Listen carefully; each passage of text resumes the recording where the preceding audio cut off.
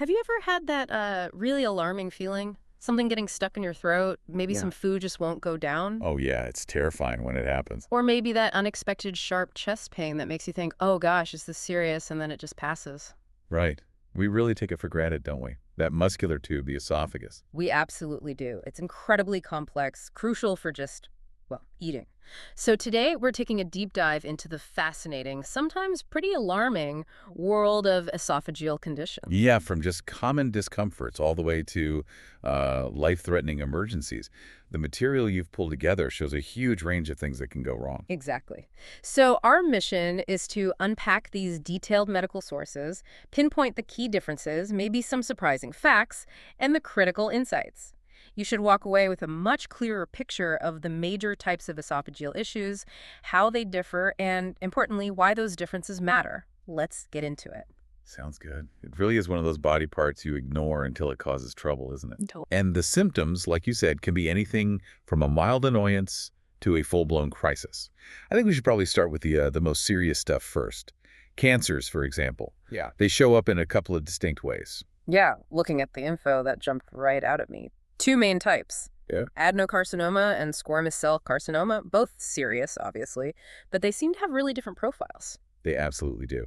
Let's start with adenocarcinoma. That's the more common one here in the U.S., maybe 50 to 80% of cases, something like that. Okay. We tend to see it more in younger white males, Yeah. and it usually pops up in the lower part of the esophagus, often right where it meets the stomach. We call it the esophagogastric junction. And the risk factors. What are we looking at there for adenocarcinoma? Right, so in the U.S., the big one is Barrett's esophagus. That's a complication from chronic GERD, Huh. gastroesophageal reflux disease. Basically, long-term bad heartburn causing changes in the lining. Okay. GERD. Makes sense. Yeah, and smoking, high body mass index, those are also key risk factors. But what's really interesting and important to note is that alcohol is not considered a risk factor for this specific type for adenocarcinoma. Huh. That is interesting. So, completely different story for squamous cell carcinoma then. What's actually different? Is it the cell type itself or where it starts? That's a great question. It really gets to the heart of why they're different. Squamous cell carcinoma, that's the big one worldwide, like 90–95% of esophageal cancers globally. Wow, huge difference globally. Yeah, it usually peaks a bit later, ages 50 to 70. Yeah. In the U.S., it's more common in black males and tends to be higher up in the middle or upper third of the esophagus. Okay, different location, different demographic profile in the U.S. And the risks, you said alcohol wasn't for adenocarcinoma. But for squamous cell in the U.S., the major risks are smoking and alcohol. That's a key distinction. Got it. The difference often boils down to the cell type. Squamous cells line most of the esophagus, and they seem more vulnerable to direct irritants like smoke and alcohol. Globally, the risk list gets even longer. Poor nutrition, low fruit and veggie intake, drinking really hot beverages. Hot beverages like tea or coffee. Yeah, thermal injury, basically. Also, HPV infections, specifically types 16 and 18, certain compounds called N-nitroso compounds, and other conditions like atrophic gastritis, achalasia, which we'll talk about later, and even a rare skin thing called tylosis. Wow. Okay, so bottom line, two cancers, same organ, but very different stories in terms of who gets them, where, and why. Exactly. That's the key takeaway for you. What strikes me, though, and it's a bit worrying, is that common thread you mentioned. Symptoms often don't show up until the disease is pretty advanced. What's the real implication of that for someone trying to stay healthy? Well, the profound insight there is that the body often doesn't give a clear early warnings for these cancers. It means, understanding your risks, lifestyle choices. That's not just important. It's often our only real defense against something that, by the time it makes itself known, already has a big head start. So you really have to be proactive based on risk factors, not wait for symptoms. Precisely.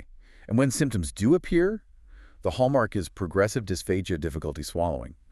It starts with solids, like bread or meat getting stuck, then gradually gets worse, even liquids become difficult. And other signs. Significant weight loss, often anorexia, sometimes iron deficiency anemia from slow, chronic bleeding. Okay. So if that progressive difficulty swallowing is the key sign, how do doctors confirm it? The material highlights a histologic examination of tumor tissue. Why is that so crucial? What does it involve? Right. Histologic exam just means looking at the tissue itself under a microscope. So typically they do an upper endoscopy, a camera down the throat, take a small biopsy, a tissue sample, and the lab confirms if cancer cells are there and what type. It's definitive because you're seeing the actual cells. Makes sense. You need to see the cells. Yeah. And management, well, it ranges quite a bit. Early cases might be surgery, just remove it. But more advanced lesions often need a combo chemo, Mhm. radiation, and now there's immunotherapy, like nivolumab, used sometimes after chemo and radiation if there's still disease left. Okay, so we've covered those sort of slow burn long-term dangers like cancer. But what about when things go wrong fast? Like catastrophic events. Let's talk about esophageal rupture, Borhave syndrome. That sounds incredibly serious. Oh, it is. This is a full-on medical emergency. Hmm. A full-thickness tear right through the entire wall of the esophagus. Mm. Life-threatening. Full thickness. Okay. It usually happens in the lower esophagus on the left side towards the back. Now, while it can happen from really forceful vomiting or retching, maybe with bulimia or heavy drinking, Right, like the pressure just blows it out. exactly. But interestingly, the most common cause is actually iatrogenic perforation, meaning it happens during a medical procedure, usually an endoscopy. That's something like 65% of cases. Wow, so a complication of a procedure is the leading cause. What's the actual mechanism? How does that tear happen? It's typically a sudden spike in pressure inside the esophagus, combined with negative pressure in the chest cavity around it.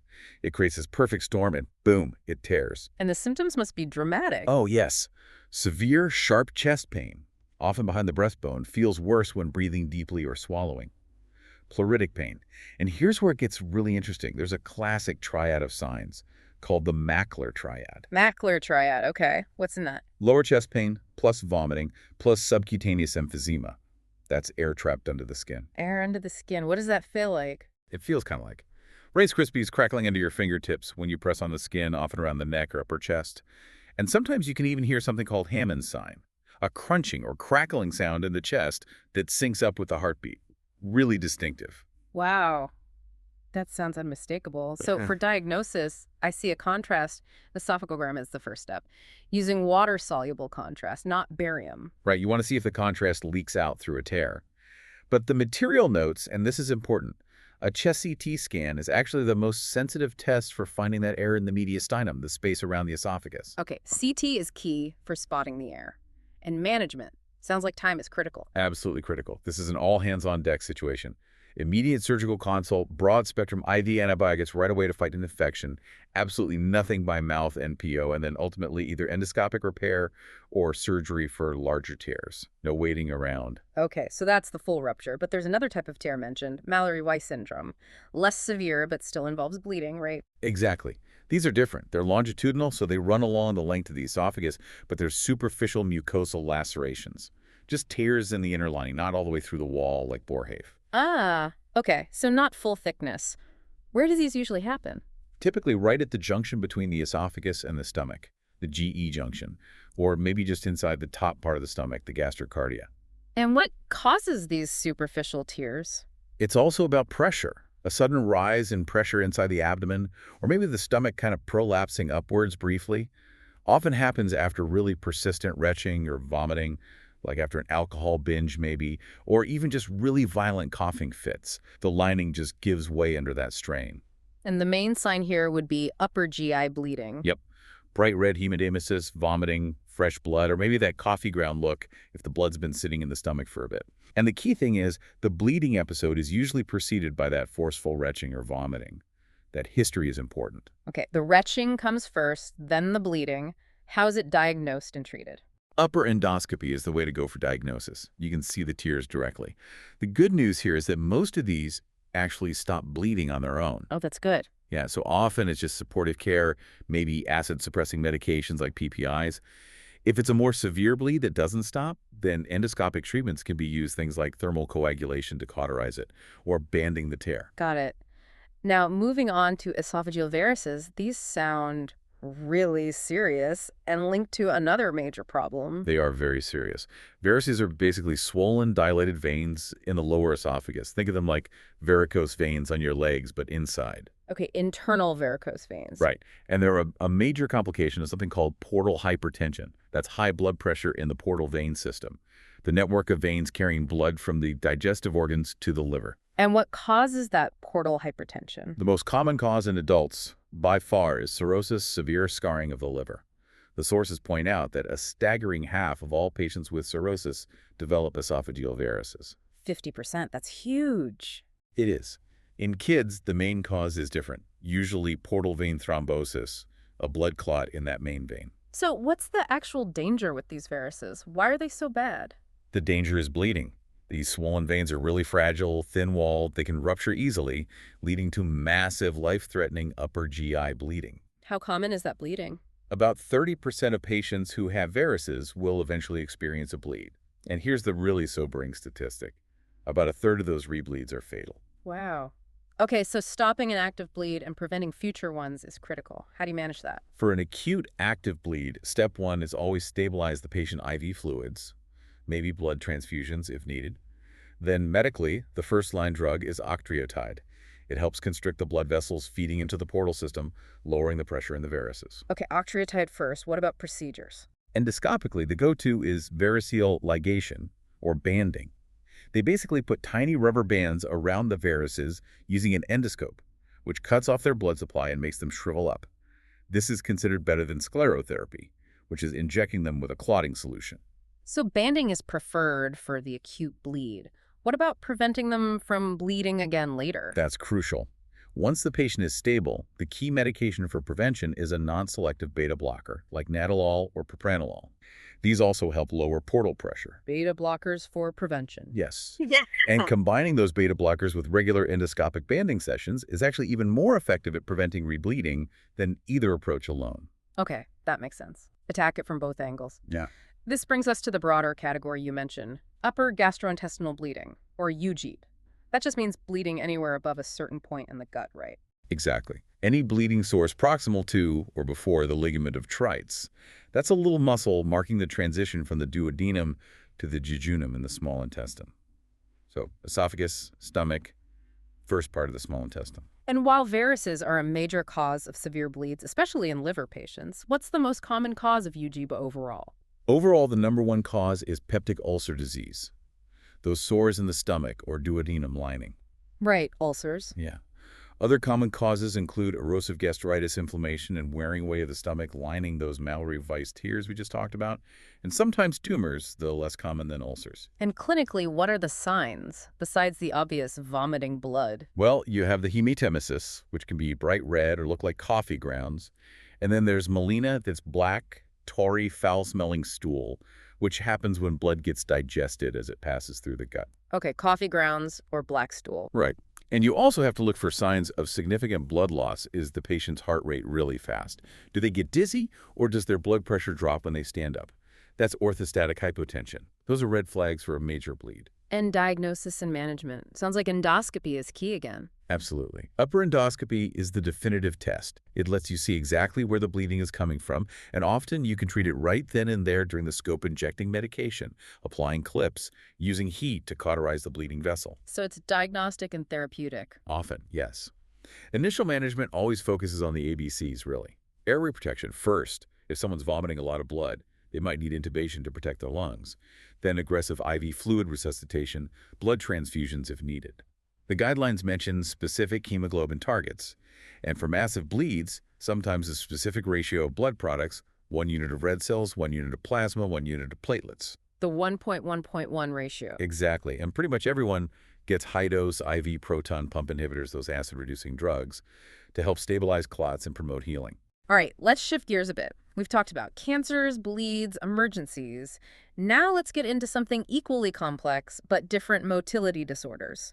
This is when the esophagus just doesn't move right, problems with its muscle coordination. Yeah, it's fascinating, isn't it? How this tube needs such precise coordination. Makes you really appreciate every easy swallow. It really does. And these disorders, they often involve quite subtle changes in muscle function that can cause really significant symptoms, even if the esophagus looks structurally normal on the outside. So the plumbing looks okay, but it doesn't work right. Pretty much. First up is achalasia.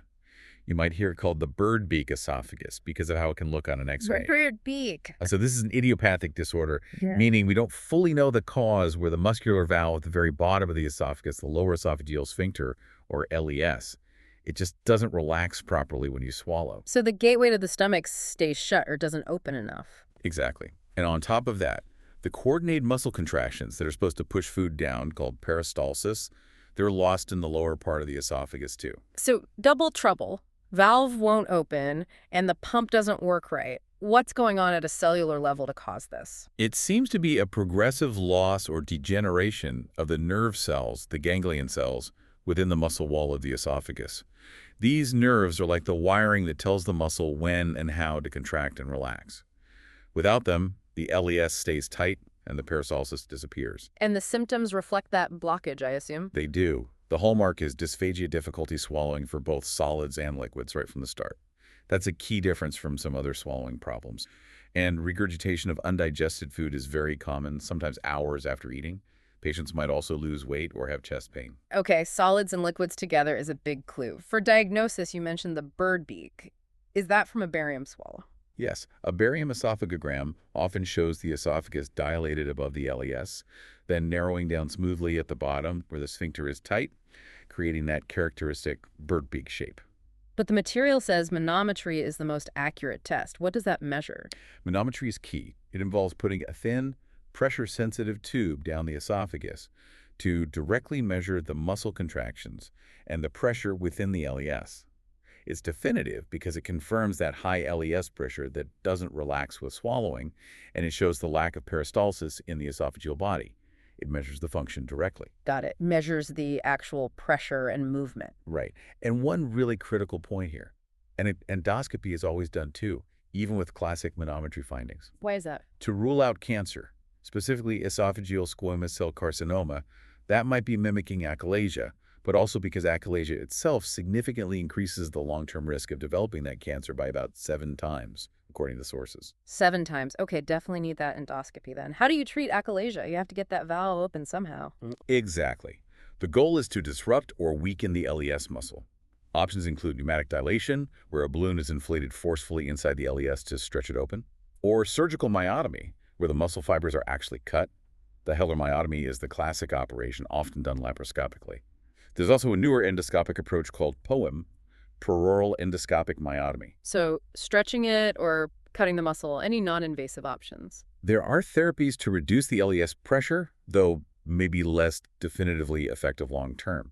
Things like injecting botulinum toxin, Botox, directly into the LES via endoscopy to paralyze the muscle temporarily, or using oral medications like nitrates or calcium channel blockers. Okay. Now, another motility issue mentioned is distal or diffuse esophageal spasm, DES, sometimes called the corkscrew esophagus. Sounds chaotic. It kind of is. Unlike achalasia, where things just don't relax or move, DES is characterized by these simultaneous, uncoordinated, non-peristaltic contractions. The esophagus muscle spasms randomly instead of that smooth downward wave. So uncontrolled squeezing, what does that Yeah. feel like? Well, patients often get intermittent dysphagia, again for both solids and liquids simultaneously like achalasia, but they also often have this distinct stabbing chest pain that's not related to exertion. It can feel like a heart attack, but it isn't. And it's often triggered or made worse by very hot or very cold food or liquids. That hot-cold trigger is interesting. How's DES diagnosed? The corkscrew name comes from imaging. Yeah, sometimes on a barium esophagogram, the esophagus can look twisted or have multiple indentations like a corkscrew or rosary beads, but that appearance isn't always present and isn't specific just to DES. So not definitive. Manometry again. Manometry is definitive here too. It will show those abnormal, simultaneous, uncoordinated contractions happening during swallows. And the treatment for these spasms. It's mostly about managing symptoms. Smooth muscle relaxants can help calcium channel blockers, nitrates, similar to some achalasia treatments. Peppermint oil is sometimes used, believe it or not, as it can relax smooth muscle. Low-dose tricyclic antidepressants can sometimes help with the pain perception. And Botox injections into the esophageal wall can also be tried. Peppermint oil, huh? Interesting. Okay, then there's hypercontractile esophagus, also called jackhammer or nutcracker esophagus. Sounds painful. How does this differ from DES? The key difference is coordination. In jackhammer esophagus, the contractions happen in the normal sequence, pushing downwards like they should. They're coordinated. But they are excessively strong, super high pressure, or they last for too long. So it's squeezing way too hard like a jackhammer, but in the right order. Exactly. Not chaotic spasms like DES, but overly forceful peristalsis. Clinically, though, it can feel very similar to DES. Patients get chest pain and dysphagia to both liquids and solids. And diagnosis, I assume, relies on manometry showing that excessive pressure. Precisely. Manometry is definitive. It shows those really high amplitude contractions, often defined as over 180 millimilli Hg, or contractions that last an unusually long time, but occurring sequentially. And the management, similar to DES. Quite similar, yes. Again, focusing on trying to relax that overactive, smooth muscle calcium channel blockers, nitrates, Botox injections are common approaches. Okay, let's wrap up our deep dive looking at some interesting structural issues and a few other specific conditions. First up, Zenker diverticulum, the pouch in the throat. Right. This is a specific type of pouch, a pharyngoesophageal diverticulum. It's technically a false diverticulum because it's just an outpouching of the lining, the mucosa, through a weak spot in the muscular wall of the throat, just above the esophagus proper. That weak spot is called Killian's triangle. Killian's triangle. Okay. And who gets this? It's most common in older adults, particularly males over 60. And what problems does this pouch cause? Well, patients often complain first of dysphagia, difficulty swallowing. Then, really characteristically, regurgitation of undigested food, sometimes hours after they ate because it gets trapped in the pouch. And because food sits there and decomposes. Ah, bad breath. Exactly. Halitosis is a very common and often embarrassing symptom. They might also feel a lump in their neck or have problems with nocturnal choking or coughing if the pouch contents spill over into the airway while they sleep. That can lead to aspiration pneumonia, which is serious. That bad breath clue is quite something. How's it diagnosed and managed? A barium swallow, specifically one with video fluoroscopy so you can watch the swallowing process in real time, is the best initial test to see the pouch and how it fills. And treatment. Do you always remove it? Not always. If it's small, less than a centimeter, and not causing symptoms, it might just be observed. But if it's symptomatic or larger, then surgery is usually recommended. Often involves removing the pouch, a diverticulectomy, and sometimes cutting the nearby cricopharyngeal muscle, a myotomy, to relieve pressure that might be contributing to the pouch formation. Got it. Okay, next up, esophageal webs. Sounds delicate. They are. These are thin, diaphragm-like membranes made of mucosa that occur inside the esophagus, usually non-circumferential, meaning they don't go all the way around. They're typically found higher up in the mid or upper esophagus, often in the cervical region near the neck. And where do they come from? Are you born with them? They can be congenital, yes, but also acquired. They can be associated with other things like Zenker's diverticulum, certain skin or immune disorders, and importantly, with Plummer-Vinson syndrome. Plummer-Vinson, what's that? It's a specific triad: dysphagia, difficulty swallowing, those cervical esophageal webs we're talking about, and iron deficiency anemia. It's important because Plummer-Vinson significantly increases the risk of developing squamous cell carcinoma in the esophagus or pharynx. Okay, another cancer link to be aware of. What are the symptoms of just the web itself? Often, they're actually asymptomatic. If they do cause symptoms, it's usually intermittent dysphagia, specifically for solids, especially sort of bulky or poorly chewed solids like meat or bread. And a key feature is that the dysphagia is typically not progressive. It doesn't steadily get worse over time. It just comes and goes when a larger piece of food gets caught. Not progressive. That seems like a useful distinction. Diagnosis. Barium esophagogram is again the test of choice. It's actually more sensitive than endoscopy for webs because they're thin and floppy and can be easily missed by the endoscope as it passes by. So barium swallow is better for webs. How are they treated? If they're causing significant symptoms, the treatment is usually endoscopic dilation, stretching the web open. Sometimes PPI therapy, the acid reducers, is given afterwards to decrease the risk of it coming back. Okay. And finally, let's talk about the esophageal or Schatzki ring. This is one linked to steakhouse syndrome, right? Sure. That's the one. Steakhouse syndrome is that classic story. Someone's eating, often steak or bread, doesn't chew well, and suddenly a large piece gets completely stuck, causing acute dysphagia. So what exactly is a Schatzki ring? It's a smooth, circumferential, meaning it goes all the way around diaphragm or ring of tissue. It's typically found lower down in the esophagus, right at the squamocolumnar junction. That's the dividing line, where the squamous lining of the esophagus meets the columnar lining of the stomach. Okay, lower down, and it goes all the way around. What's it associated with? It's actually present in most patients who have a hiatal hernia, where the top part of the stomach pushes up into the chest.